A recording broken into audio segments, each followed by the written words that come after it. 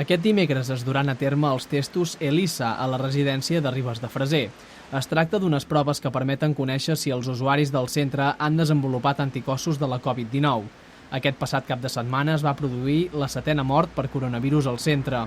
De moment, però, ja s'han desaïllat 14 dels residents i aquesta setmana han estat 19 més els desaïllats que han passat a fer vida normal.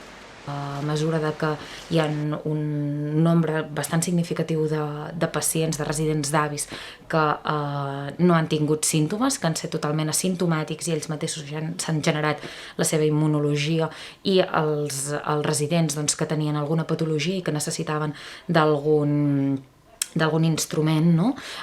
Se'ls està començant a retirar paulatinament seguint els criteris mèdics. Per tant, ja no podem dir que tenim una residència vermella, sinó que la tonalitat va baixant, no? Llavors això el que permet és que es comencen a desaïllar algunes zones amb molta precaució. Per tant, la residència va tornant de mica en mica a la normalitat.